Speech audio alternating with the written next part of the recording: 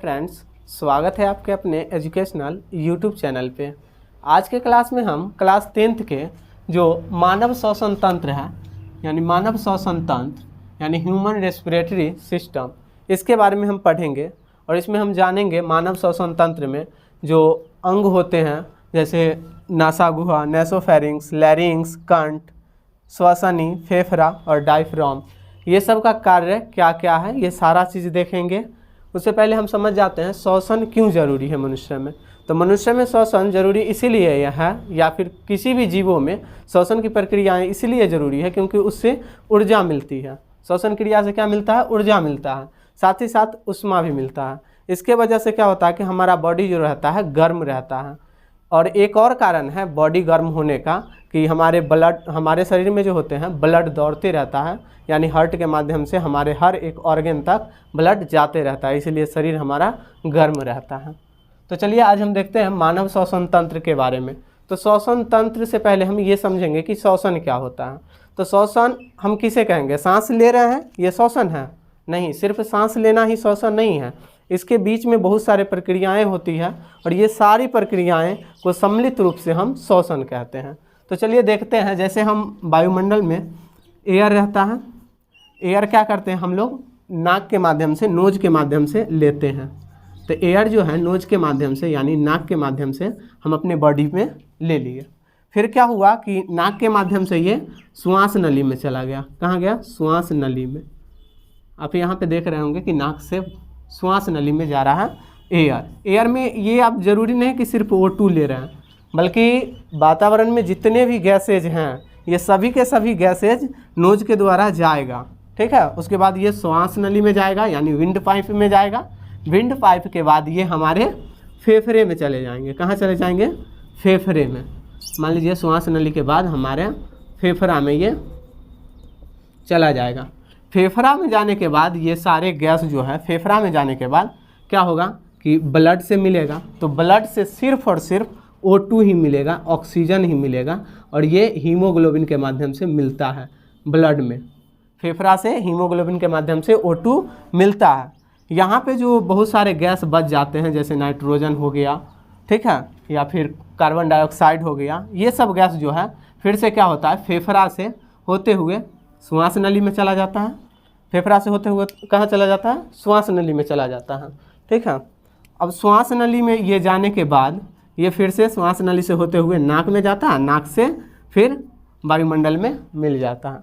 तो ये सारी प्रक्रियाएं जो हो रही हैं इसी प्रक्रिया को हम श्वसन कहते हैं। और ये इसके द्वारा जितने भी तंत्र काम करते हैं यानी जितने भी सिस्टम काम करते हैं, जितने भी अंग काम करते हैं उसे हम श्वसन तंत्र कहते हैं। फिर एक चीज़ और जान लेते हैं यहाँ पे। पहले हम ये जानना बहुत ज़रूरी है।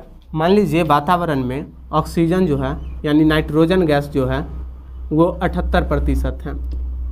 उसी प्रकार ऑक्सीजन जो है O2 ये कितना प्रतिशत है? तो 21% है। जबकि ये CO2 जो है वो 0.03% है। तो ये सब जो हमारे बॉडी में जाता है, हम पहले ही बताएं कि ये सारा गैस जो है हमारे नाक के माध्यम से जाता है। नाक के माध्यम से श्वास नली में जाता है, श्वास नली से फेफड़ा में जाता है। फिर फेफड़ा के बाद ऑक्सीजन सिर्फ और सिर्फ ब्लड से मिलता है और सारा गैस जो होता है बाहर निकल जाता है। तो कितना गैस वहाँ से बाहर निकलता है ये देख लेते हैं। तो नाइट्रोजन हम लिए 78%, तो यानी 78% निकल जाएगा, ये पूरा के पूरा निकल जाएगा। अब 21% जो ऑक्सीजन है, ठीक है, 21% ऑक्सीजन में 4%, 3 से 4% ही यूज में आता है, ठीक है, बाकी सब के सब बाहर निकल जाते हैं। उसके बाद कार्बन डाइऑक्साइड है जो बाहर निकलते हैं वो 3 से, मान लीजिए 3 से 4% यहाँ पे यूज होगा, तो 16 से 17% जो है बाहर निकलेगा। 16 से 17% बाहर निकलेगा हमारे बॉडी से, ठीक है। कार्बन डाइऑक्साइड है जो 3 से 4% निकलेगा। ये सब जो है हमारे बॉडी से यानी फेफड़ा से होते हुए नाक के माध्यम से शरीर से बाहर निकलेगा। तो नाइट्रोजन 78% निकल जाएगा, ऑक्सीजन 16 से 17% निकल जाएगा। तो ऑक्सीजन की तो ज़रूरत होती है, फिर भी 16 से 17% निकल ही जाता है, मतलब बहुत कम यूज हो पाता है, 4% लगभग यूज हो पाता है। तो इतना ही ऑक्सीजन की आवश्यकता भी होती है हमारे बॉडी में, ज़्यादा ऑक्सीजन की आवश्यकता नहीं होती है। और कार्बन डाइऑक्साइड फिर आप ये सोचेंगे कि 0.03% हम लिए ही, तो फिर 3 से 4% हम कहाँ से निकालेंगे, कैसे निकलेगा। तो ये जो होता है ग्लूकोज जब टूटता है तो उससे भी कार्बन डाइऑक्साइड निकलते हैं, और जो निकलते हैं तो 3 से 4% हो जाता है, जो हमारे बॉडी से बाहर निकल जाते हैं नाक के माध्यम से। ठीक है, तो इतने बातों को आप समझ गए होंगे। अब हम देखते हैं श्वसन तंत्र के बारे में। तो मानव जो है, मानव श्वसन क्रिया एक जटिल तंत्र द्वारा होता है। ठीक है, मानव में श्वसन की क्रिया जो होता है वो एक जटिल तंत्र के द्वारा होता है, जिसे हम श्वसन तंत्र कहते हैं। यानी श्वसन जो होता है, श्वसन की क्रिया जो होता है, यह एक जटिल तंत्र द्वारा होता है। यानी बहुत सारे, जैसे नासा गुहा, नासोफेरिंग्स, लैरिंग्स, ट्रैकिया, ब्रोंकस, फेफड़ा, डायफ्राम, इसके द्वारा होता है, जिसे हम क्या कहते हैं, श्वसन तंत्र कहते हैं। ये सभी को मिला करके श्वसन तंत्र बनता है, इसे हम श्वसन तंत्र कहते हैं। श्वसन के समय फेफड़ों को फूलने और पिचकने में सहायता के लिए डायफ्राम होते हैं। आप ये चीज़ समझ लें कि डायफ्राम जो होते हैं, ये डायफ्राम होते हैं, इसको हम डायफ्राम कहते हैं। ठीक है, तो डायफ्राम जो होते हैं यह फूलने और पिचकने में सहायता करते हैं, और फूलने पिचकने में सहायता करते हैं, इसीलिए हम सांस को लेते हैं और छोड़ पाते हैं। जैसे हम सांस लिए और फिर ये डायफ्राम है जो ऊपर जाएगा तो हम फिर सांस को छोड़ देंगे। ठीक है, तो ये डायफ्राम के ही माध्यम से हो पाता है। आप देखेंगे कि फेफड़ा जो है फूल रहा है तो डायफ्राम नीचे आ जाता है, फिर फेफड़ा से होकर के पूरे गैस जो है बाहर निकलेगा, तो फिर डायफ्राम ऊपर हो जाएगा। तो ये प्रक्रियाएं जो हो रही है, इसमें मेन काम जो कर रहा है डायफ्राम कर रहा है। अगर डायफ्राम नहीं होता तो फिर हमारे श्वसन क्रिया होता है, मान लीजिए फेफड़ा में चला जाता गैसेज, और गैसेज बाहर निकलता ही नहीं, कैसे निकलता, उसे प्रेशर करने के लिए तो कुछ होना चाहिए ना, तो प्रेस करने के लिए इसमें डायफ्राम होते हैं। डायफ्राम फिर से ऊपर की ओर पंप करता है, ऊपर की ओर करता है, तो फिर गैस निकल जाते हैं। ये प्रक्रियाएं जो होती है यह 1 मिनट में लगभग 12 से 16 बार होता है। 1 मिनट में कितने बार होते हैं, 12 से 16 बार, लगभग मान लीजिए 16 बार होते हैं। ठीक है, ये सिर्फ और सिर्फ वयस्क मनुष्य में होते हैं। यही बच्चे में हम देखेंगे ना तो 20 से 25 बार होता है श्वसन की क्रिया। यानी 1 मिनट में 20 बार श्वसन, सांस लेता है और सांस को छोड़ता है। कौन, ये बच्चे के लिए है और ये वयस्क मनुष्य के लिए है। ठीक है, अब फिर हम देखते हैं यहाँ पे, और ये जो है प्रक्रियाएं एक बार में हम श्वसन जो करते हैं, यानी सांस जो लेते हैं, उसमें लगभग 500 ml गैस को लेते हैं। एक बार में हम 500 ml गैस को लेते हैं, फिर से 500 ml गैस में से कुछ गैस का उपयोग करते हैं और फिर बाहर निकाल देते हैं। ठीक है, तो अब देखते हैं हम यहाँ पे श्वसन तंत्र के बारे में हम समझ गए हैं, डायफ्राम के बारे में समझ गए हैं। डायफ्राम के कारण ही हम सांस को लेते हैं और छोड़ते हैं। फिर हम देखते हैं अब यहाँ पे मानव श्वसन तंत्र। मानव श्वसन तंत्र में निम्नलिखित भाग होते हैं। जो ये सब भाग हैं ये मानव श्वसन तंत्र के ही भाग हैं। जैसे पहला नासा गुहा है, जो नाक के पास होते हैं, जहाँ से हम ऑक्सीजन लेना शुरू करते हैं, ऑक्सीजन नहीं गैसेज लेना शुरू करते हैं। गैसेज में सभी आ जाते हैं, तो गैस हम लेते हैं, यहाँ नाक से शुरू करते हैं लेना। ठीक है, फिर वहाँ से कहाँ जाता है, नासोफेरिंग्स में जाता है, नासोफेरिंग्स के बाद लैरिंग्स में जाता है, लैरिंग्स के बाद कंठ में जाता है, जिसे हम ट्रैकिया कहते हैं। कीट जो होते हैं ट्रैकिया से ही श्वसन की क्रिया करते हैं। उसके बाद श्वसनी होता है, जिसको हम ब्रोंकस कहते हैं। उसके बाद फेफड़ा यानी लंग्स। उसके बाद हम देखें लास्ट डायफ्राम, जो हम बताएं डायफ्राम के बारे में। तो हम एक एक करके, जैसे नासा गुहा है इसके बारे में, नासोफेरिंग्स, ये सब के बारे में एक एक करके अब हम देखेंगे सभी के बारे में।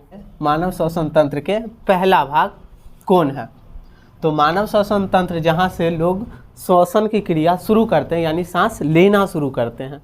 तो कहाँ से सांस लेना शुरू करते हैं, सबसे पहले तो नासा गुहा से सांस लेना शुरू करते हैं। आप ये शब्द सुने होंगे ना, नासा गुहा, तो आपको समझ में ही नहीं आया होगा कि नासा गुहा क्या होता है। सिंपल सा समझिए, नाक को ही नासा गुहा कहते हैं हम साइंस के भाषा में। ठीक है, तो नाक से हम लोग क्या करते हैं, भोजन लेना, मतलब श्वसन की क्रिया करना शुरू करते हैं, सांस लेना शुरू करते हैं, यानी हवा लेते हैं यहीं से। तो यहाँ पे दिया गया है, यह नली जैसा संरचना होता है। ये कैसी संरचना होता है, नाक मेरा कैसा संरचना होता है, नली की तरह होता है, नली की जैसा संरचना होता है, जो 2 भागों में बटा होता है। हम देख रहे हैं ना, नाक जो है 2 भागों में बटा होता है, एक इधर और इधर। अब देख रहे हैं दोनों ये क्या है, नली के जैसा काम कर रहा है नाक। ठीक ना, तो ये 2 भागों में बटा होता है। इसके अंदर बाल तथा म्यूकस होते हैं। अब ये सोच रहे होंगे बाल का क्या काम है यहाँ पे नाक के अंदर होना। बहुत ही ज़्यादा ज़रूरी होता है बाल होना नाकों में। लोग क्या करते हैं कि बाल के नाक को कटा लेते हैं, काट लेते हैं। ये गलत है, काटना नहीं चाहिए। अगर बाल काट लेते हैं हम नाक से, ठीक है, तो उससे जो धूलकण होता है, यानी हम श्वसन की क्रिया करते हैं, सांस लेते हैं, उसके माध्यम से तो धूलकण भी जाता है, और धूलकण जाता है या कीटाणु जाता है, तो ये क्या करता है, अंदर जाने से रोकने का काम करता है बाल। अगर बाल काट लेते हैं तो बाल नहीं रहेगा, तो धूलकण भी हमारे अंदर चला जाएगा, जो हमें हानि पहुंचाएगा। ठीक है, तो हमारे नाक के अंदर बाल होना ज़रूरी है। अगर बाल है तो उसे नहीं कटवाना चाहिए। साथ ही साथ बाल के बाद हम बताएं म्यूकस होता है। म्यूकस होता है एक चिपचिपा द्रव होता है। आप समझ रहे होंगे चिपचिपा द्रव क्या होता है, म्यूकस। ठीक है, तो म्यूकस पाए जाते हैं जो धूलकणों एवं कीटाणुओं को अंदर जाने से रोकता है। तो ये हम समझ गए हैं नाक के बारे में। नाक में क्या क्या होता है, यानी नासा गुहा में क्या होता है, बाल होते हैं और म्यूकस होते हैं जो धूलकणों को रोकते हैं और कीटाणुओं को अंदर जाने से भी रोकते हैं। दूसरा देख लेते हैं नैसोफेरिंग्स के बारे में। नाक के बाद नाक से ऊपरी भाग में देखेंगे यहाँ पे, तो नैसोफेरिंग्स होता है, एक नली की तरह संरचना ये भी रहता है, नैसोफेरिंग्स होता है ये। ठीक है, नैसोफेरिंग्स होता है। और यहाँ पे क्या होता है कि नाक और मुंह दोनों का जो पाइप होता है ये एक जगह पे आकर के मिल जाता है। जिस जगह पे मिलता है उसी को हम नैसोफेरिंग्स भी कहते हैं, उसी को ही। तो देखते हैं नैसोफेरिंग्स के बारे में। तो नासा गुहा के आगे घुमावदार रास्ते को नैसोफेरिंग्स कहते हैं। ये घुमावदार रचना देख रहे हैं, जैसे ये घूम रहा है, घूमता हुआ रचना दिख रहा है, तो घुमावदार रचना जो होता है उसे ही नैसोफेरिंग्स कहते हैं। या फिर इसी को हम ग्रसनी भी कहते हैं। नैसोफेरिंग्स को ही ग्रसनी कहते हैं। आप ग्रसनी भी नाम सुने होंगे। नैसोफेरिंग्स एक छिद्र द्वारा श्वास नली में खुलता है। नैसोफेरिंग्स क्या करता है कि एक छिद्र द्वारा श्वास नली में खुलता है, जो श्वास नली में जाता है। इसे ग्लाटिस कहते हैं। इसे हम क्या कहते हैं, जो श्वास नली में जो जाता है इसे हम ग्लाटिस कहते हैं। और यह एक उपास्थि युक्त कपाट द्वारा ढका होता है। उपास्थि युक्त कपाट क्या होता है, यानी वैसे कपाट जो उपास्थि के बने होंगे, अस्थि के नहीं। अस्थि क्या होता है, हड्डी होता है। हड्डी से जो पतला होता है और मुलायम भी होता है उसे हम उपास्थि कहते हैं। तो ये उपास्थि युक्त कपाट द्वारा ढका होता है, जिसे हम एपिग्लाटिस कहते हैं। ये उपास्थि युक्त कपाट द्वारा जो ढका होता है उसे हम क्या कहते हैं, एपिग्लाटिस कहते हैं। और यह श्वास नली में भोजन के कणों को जाने से रोकता है। एपिग्लाटिस का काम क्या है कि श्वास नली में जो भोजन होते हैं वो न जा सके, इसीलिए यहाँ पे एपिग्लाटिस होता है। ये आप देख रहे हैं, इसी को हम एपिग्लाटिस कहते हैं। जब हम सांस लेते हैं तो ये एपिग्लाटिस जो है ये भोजन नली के पास जा कर के ढक देता है उसको, यानी दरवाजे का काम करता है। अगर इधर की ओर दरवाज़ा लग गया तो क्या होगा, श्वसन की क्रिया हो रहा है तो नीचे चला जाएगा। अगर यही ढक्कन इधर की ओर लग गया तो भोजन हम नीचे की ओर लेकर के चले जाएंगे, यानी भोजन चला जाएगा। भोजन के लिए एक पाइप होता है, ये बगल से, इसी के बगल से पाइप होता है भोजन के लिए। वो पाइप को हटा करके, मतलब श्वास नली के पाइप पे आ जाता है ये एपिग्लाटिस, तो हम भोजन करते हैं। कभी कभी ऐसा होता है ना कि हम सांस ले रहे हैं, भोजन भी कर रहे हैं, ध्यान कहीं और भटका हुआ है, माइंड कहीं और है, ठीक है, तो उस समय क्या होता है कि छींक आ जाता है, यानी भोजन श्वास नली में कभी कभी चला जाता है। ये इसीलिए हो पाता है क्योंकि हम सोच कुछ और रहे होते हैं, माइंड का जो है मतलब मेंटलिटी पावर जो होता है, नर्व सेल जो होता है, वो काम कहीं और कर रहा होता है, कुछ और बात को सोच रहा होता है, और यहाँ पे हम खाना भी खा रहे होते हैं, तो दिमाग ये काम करना भूल जाता है कि एपिग्लाटिस को इधर की ओर, मतलब श्वास नली की ओर लगा दें। ये भूल जाता है। इसके वजह से क्या होता है, कभी कभी भोजन श्वास नली में चल जाता है, तो छींक करते हैं, यानी छींकने के माध्यम से फिर बाहर निकाल लेते हैं उसको। ठीक है, तो ये मेन है एपिग्लाटिस। क्वेश्चन भी ऐसा रहता है कि एपिग्लाटिस क्या है, तो हम बोलेंगे यह एक दरवाज़ा का काम करता है जो भोजन नली और श्वास नली के बीच में रहता है। जब हम भोजन करते हैं तो श्वास नली के पास, और जब हम श्वसन की क्रिया करते हैं तो भोजन के पास जाके लग जाता है, दरवाज़ा का काम करता है। अब हम देखते हैं तीसरा, लैरिंग्स के बारे में हम थोड़ा ही जानते हैं। लैरिंग्स के बारे में कुछ ज़्यादा जानना नहीं है, बस इतना जानना है कि ये वायु मार्ग सीधा हो जाता है। लैरिंग्स में क्या होता है, वायु मार्ग सीधा हो जाता है। सीधा होने के बाद यह कंठ से जुड़ जाता है, और लैरिंग्स के बाद कंठ आता है। कंठ के बारे में अब हम देख लेंगे। तो कंठ जो है, जिसे हम ट्रैकिया भी कहते हैं, यह लैरिंग्स के आगे के भाग में स्थित होती है। ये लैरिंग्स के अगला भाग में क्या होता है, कंठ स्थित होता है। और कंठ के बीच में 2 स्वर रज्जु पाए जाते हैं। यहाँ आप देख सकते हैं कंठ जो है यहाँ पे 2 स्वर रज्जु पाए जाते हैं, और स्वर रज्जु जो पाए जाते हैं जिसके कंपन से क्या होता है, ध्वनि उत्पन्न होता है। यही स्वर रज्जु जो है कंपन करता है, कांपता है, तो स्वर रज्जु जब कांपता है ना तो ध्वनि उत्पन्न होता है। यानी हम बोलते हैं, जो बातें बोल रहे हैं, आवाज़ जो सुन पा रहे हैं, यह सिर्फ और सिर्फ किसके कारण हो पा रहा है, तो ध्वनि रज्जु के कारण हो रहा है। मतलब ध्वनि रज्जु बोलते हैं, स्वर रज्जु के कारण हो रहा है। ठीक है ना। आगे देख लेते हैं। यहाँ पे कंठ से आगे का भाग श्वास नली कहलाता है। ये जस्ट ही जैसे हम बोले लैरिंग्स के अगला भाग क्या कहलाता है, ट्रैकिया कहलाता है, वैसा ही अब श्वास नली जो है इसके बाद आता है, यानी ट्रैकिया के बाद श्वास नली आता है। ठीक है। ये उपास्थि वलयों के रूप में व्यवस्थित रहती है। ये कैसा व्यवस्थित रहता है, तो उपास्थि वलयों के रूप में व्यवस्थित रहती है। इसी कारण से वायु के अपर्याप्त मात्रा रहने पर भी पिचकती नहीं है। इसीलिए अगर वायु की अपर्याप्त मात्रा हो, यानी वायु कम भी हो, तो ये जो है श्वास नली की जैसे संरचना है, ये पिचकता नहीं है, क्योंकि ये उपास्थि का ये बना हुआ रहता है। और ये क्या करता है, बीच में जो ये गैप है, इस गैप को पिचकने से रोकने का काम करता है। ठीक है। अब हम देखते हैं नेक्स्ट ब्रोंकस के बारे में। ब्रोंकस क्या होता है, तो ट्रैकिया का अगला भाग जो होता है वह ब्रोंकस कहलाता है। ट्रैकिया यहाँ पे है, और ट्रैकिया के अगला भाग जो ये भाग है, ये क्या कहलाता है, तो ब्रोंकस कहलाता है। ट्रैकिया के आगे जाकर उल्टे वाई आकार में 2 शाखाओं में बट जाती है। यहाँ पे देख रहे हैं कि 2 शाखा बना हुआ है, यहाँ पे एक ये शाखा और एक ये शाखा, ऐसे और ऐसे करके बना हुआ है, और ये उल्टे वाई के आकार की तरह बना हुआ है। इसे ही हम क्या कहते हैं, ब्रोंकस कहते हैं। और ये 2 भागों में बटा होता है, एक लेफ्ट और एक राइट में। प्रत्येक शाखा ब्रोंकस कहलाती है। ये शाखाएं क्या कहलाती हैं, ब्रोंकस कहलाती है। अब हम देखेंगे फेफड़ा और डायफ्राम के बारे में। फेफड़ा जो होता है हमारे यानी जीवों के शरीर में, यानी मनुष्य में फेफड़ा 2 होते हैं, एक लेफ्ट होते हैं और एक राइट होते हैं। लेफ्ट जो होता है वो राइट की अपेक्षा छोटा होता है। क्यों छोटा होता है, क्योंकि यहाँ पे मान लीजिए यहाँ पे जो है ना, लेफ्ट के पास यहाँ पे दिल होता है जिसे हम हृदय कहते हैं। ठीक है। तो लेफ्ट में हृदय होता है, जिसके वजह से फेफड़ा इससे छोटा होता है।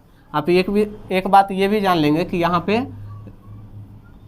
हड्डी होते हैं जिसको हम बोलते हैं रिब्स, यानी पसली, 12 24 हड्डी होते हैं। ठीक है। देखते हैं हम फेफड़े के बारे में, सही से डिटेल जानते हैं फेफड़े के बारे में। तो यह एक जोड़ा गुलाबी, ये कैसे कलर का होता है फेफड़ा, तो गुलाबी कलर का होता है, जो स्पंज थैलीनुमा संरचना होता है। ये जो होता है स्पंज की तरह थैलीनुमा संरचना होता है। ठीक है। क्या, फेफड़ा, जिसके अंदर कई वायु कोष पाए जाते हैं। इसके अंदर जो होते हैं ना, बहुत सारे वायु कोष पाए जाते हैं, और वायु कोष पाए जाते हैं जो पेराइटल प्लूरा द्वारा घिरा रहता है। जिसके द्वारा घिरा रहता है उसे हम पेराइटल प्लूरा कहते हैं। ठीक है। इसमें एल्वेलाई जो होते हैं, यानी कुपिकाएँ जो होती है, ऐसे करके आप देख रहे हैं संरचना, ये कुपिकाएँ होती है। और ये कुपिकाएँ एक लंग्स में, यानी एक फेफड़े में लगभग 1 लाख होता है। 1 लाख होता है एक फेफड़े में। दोनों फेफड़े में कुल मिलाकर के 2 लाख होता है, यानी 2 लाख कुपिकाएँ पाई जाती है मानव शरीर के हृदय, ये क्या कहता है, फेफड़ा में। ठीक है। तो कुपिकाएँ 2 लाख पाया जाता है, यानी यूनिट ऑफ सेल भी इसको हम कह सकते हैं, यानी फेफड़ा का सेल, फेफड़ा का कोशिका। तो इसके द्वारा ये क्या रहता है, घिरा रहता है। इसके बारे में, फेफड़ा के बारे में कुछ बातें जान लेते हैं। फेफड़ा के बारे में पहली बात है कि ये जो फेफड़ा होता है इसका वजन लगभग 1.5 kg से 1.7 kg तक होता है, यानी 1.5 kg से 1.7 kg तक का वजन होता है फेफड़ा का। ठीक है। फेफड़ा जो होता है इसमें हम कुपिकाएँ बोले, ये अंगूर की जैसी संरचना में रहता है, जैसे ऐसे करके रहेगा, ऐसे करके कुपिकाएँ रहता है अंगूर के जैसी संरचना में। ठीक है। फेफड़ा के बारे में हम कुछ बातें जाने, जिसमें से इसका वजन जो होता है 1.5 से लेकर के 1.7 kg तक का होता है। फिर हम बताएं कुपिका जो होता है 1 लाख एक फेफड़ा में होता है, कुल मिलाकर के दोनों में 2 लाख होते हैं। तो फेफड़े के बारे में हम जान गए हैं। अब हम देखते हैं यहाँ डायफ्राम के बारे में। ठीक है। डायफ्राम जो होता है यह एक लचीली परंतु मजबूत रचना होती है, इसी को हम डायफ्राम बोलते हैं। और ये लचीला होता है तभी तो ये ऊपर की ओर जाता है और फिर नीचे की ओर आता है, ठीक है। तो लचीला होता है परंतु ये मजबूत भी होता है, ठीक है। जो वक्ष को उदर से अलग करती है, वक्ष को उदर से अलग करती है। उदर हम किसको कहते हैं? पेट को कहते हैं ना। तो पेट से हमको ये अलग करती है, ठीक है ना। यह ऊपर या नीचे की ओर फैलकर वक्ष गुहा के आयतन को घटाने या बढ़ाने का कार्य करती है। हम पहले ही बताए थे डायफ्राम के बारे में कि ये जो है ऊपर और नीचे होता है, जिसके कारण श्वसन की क्रियाएं होती रहती है। यानी हम सांस लेते हैं और सांस को छोड़ते हैं, डायफ्राम के माध्यम से ही होता रहता है। यानी ऊपर नीचे होता है तो फैलता है, कभी घटता है, कभी बढ़ता है। तो इसी वजह से हम श्वसन की क्रिया कर पाते हैं। आगे है, जिसके कारण फेफड़े पिचकते एवं फूलते हैं। और इसी के कारण फेफड़ा जो है हमारा वो पिचकता है और फिर फूलता है। तो हम एक बार सांस जो लेते हैं उसमें डायफ्राम जो है अहम भूमिका निभाता है फूलने और पिचकने में। फेफड़ा के बारे में भी बता दिए। एक बात और जानते हैं, ये जो कुपिकाएँ होती हैं, कुपिकाएँ के पास ही यहीं पे आकर के ऑक्सीजन वगैरह CO2 मिल जाता है और यहीं से इसके माध्यम से ब्लड में मिल जाता है, ऑक्सीजन घुल जाता है, ठीक है। और यहाँ से जो कार्बन डाइऑक्साइड होते हैं या फिर नाइट्रोजन गैस होते हैं, ये सब गैस बाहर निकल जाते हैं।